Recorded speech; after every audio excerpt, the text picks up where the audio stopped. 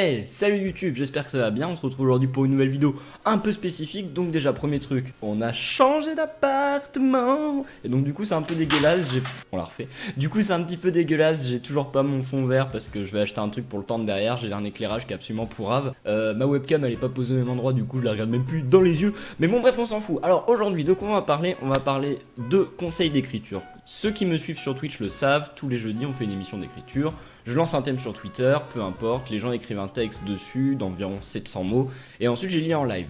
Ça fait presque 20 semaines qu'on fait ça, donc ça fait beaucoup de textes, on avoisine les 600 textes environ, donc vous dites qu'il y a 500 mots en moyenne par texte, t'approches à un truc assez dingue, donc des textes, j'en ai lu des bons comme des moins bons.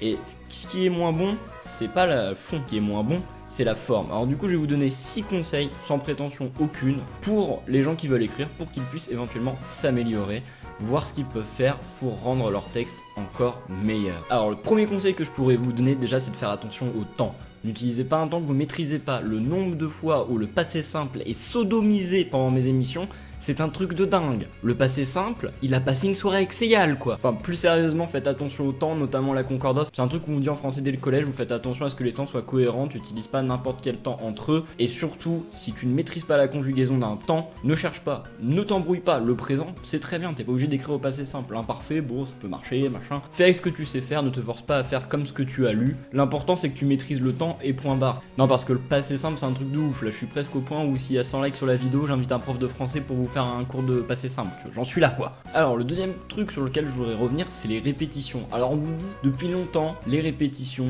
c'est mal. Oui, les répétitions, c'est moche. Oui, les répétitions, c'est pas beau. Mais attention, trop forcer à éviter les répétitions, c'est encore plus laid. Non, parce que ça c'est un truc flagrant que je lis dans la plupart des textes, c'est que vous voulez tellement forcer pour éviter la répétition que ça en devient pas beau en fait, parce que vous utilisez 10 000 synonymes, des trucs qui ne veulent plus rien dire juste pour éviter de répéter le prénom de la personne ou dire il ou elle. Ne vous forcez pas, vous prenez 3 mots, c'est très bien pour éviter la répétition, vous n'avez pas besoin d'aller au-delà, parce que sinon c'est plus gênant qu'autre chose, on vous voit utiliser 2000 surnoms, trucs pour qualifier la personne, qui ne veulent plus rien dire à force, tout ça pour éviter de revenir au truc de base. Parce que vous vous dites, si j'évite la répétition, du coup mon texte est meilleur, parce qu'en français ils vous disent ça, mais c'est du bullshit, tu vois, genre 3 trucs pour qualifier la personne, ça suffit, tu vois, hein. Lui, il et son prénom, plus un surnom, 4, top, c'est bon, rouler c'est pesé quoi. Non, en vrai vous avez pas besoin de plus, donc faites attention aux répétitions et surtout faites attention quand vous essayez de pas en faire, c'est surtout ça le problème, parce que faire des répétitions, vous avez compris que c'est pas bien. Par contre, parfois vous allez dans l'excès, et là c'est mal. Pour le troisième conseil, j'aimerais qu'on parle d'un truc assez évident, c'est la ponctuation. La ponctuation, quand tu lis un texte à l'oral, c'est ce qui va donner l'intonation sur laquelle tu vas la lire ce texte. Quel sens tu vas donner aux mots avec ta voix. Et si un texte est mal ponctué, déjà c'est horrible à lire, moi je déteste ça. Et en plus, tu ne sais pas du tout comment le lire, tu ne sais pas du tout ce que l'auteur voulait faire avec les mots, avec les phrases. Pour vous faire une comparaison toute simple, dites-vous que les virgules, les points, les trucs comme ça, et bah la ponctuation, c'est les poumons d'un texte, c'est ce qui le fait respirer. Et si la ponctuation de votre texte est mal, bah du coup, votre texte, il a le cancer, du coup, il est pas lisible à l'oral. Donc faites super attention à la ponctuation, en plus c'est pas compliqué, vous lisez votre texte à l'oral et si vous voyez qu'à un moment ou un autre, ça ne passe pas, bah c'est qu'il manque une virgule, il manque un point ou que c'est pas assez structuré.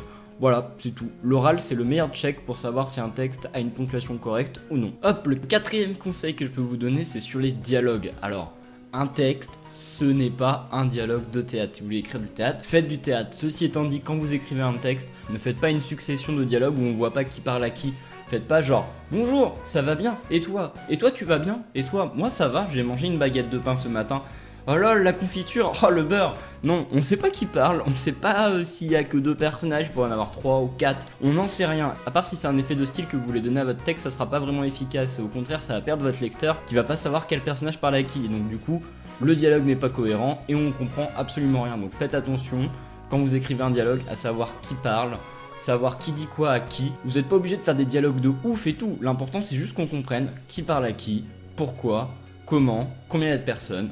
Et c'est tout. Donc faites attention au dialogue, c'est extrêmement important. Un texte, ce n'est pas une pièce de théâtre. Ensuite, en 5ème conseil, je vais juste vous dire un truc débile, ça va pas durer longtemps, c'est n'écrivez pas trop. Ça sert à rien d'écrire beaucoup. Je sais que parfois, tu vois, je vais mettre une limite dans un Babtou et des lettres qui va être de 700 mots pour écrire un texte. Du coup, les gens vont se dire, je vais faire pile 700 mots parce que ce que j'ai à dire est vachement important. Donc, du coup, faut que ça en fasse le maximum. Non, parfois, vous pouvez dire quelque chose d'intelligent beaucoup plus facilement en faisant moins de mots qu'en faisant beaucoup. Et parfois si tu écris trop, et bah ton texte il va être vide en fait, vide de rien. Alors vaut mieux faire un texte concentré, synthétique, qu'un texte trop long, avec beaucoup trop de choses dedans, et surtout parfois beaucoup trop de rien en fait. Un texte qui va se perdre pour expliquer quelque chose qui pourrait être expliqué en 200 mots. C'est un truc qui est également valable pour ceux qui passeront le bac et qui feront des petites dissertes de philosophie. Je sais que tu vas te dire « Ouais, j'ai fait 14 pages, je suis trop un BG ».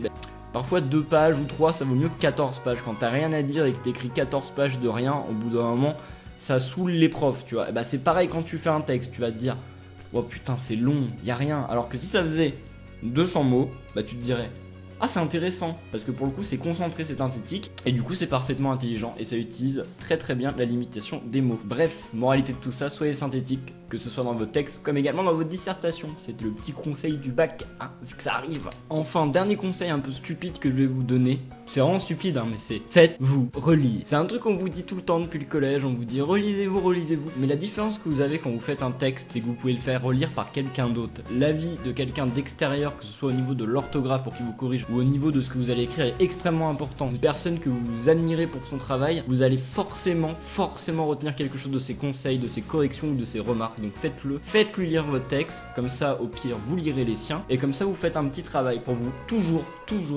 un petit peu plus vous pousser vers le haut. Et ça c'est extrêmement important je pense, et c'est quelque chose qu'il ne faut absolument pas délaisser, surtout quand on a l'occasion de pouvoir travailler entre guillemets à plusieurs. Voilà, c'est tout pour cette petite vidéo, j'espère que vous aurez apprécié les quelques petits conseils que j'ai pu apporter, j'espère que certains se diront genre « Ah ouais c'était cool », si les gens vous avez pas aimé, vous avez rien appris, n'hésitez pas dans les commentaires à me dire ce que vous donneriez comme conseil à de jeunes gens pour qu'ils puissent s'améliorer en termes d'écriture. En ce qui me concerne, on se retrouve tous les jeudis pour justement les lives d'écriture, je vous fais des gros bisous, je reste déterminé, mais des capotes, mais un pouce bleu à cette vidéo, et puis bon bah voilà, on se voit plus tard, salut.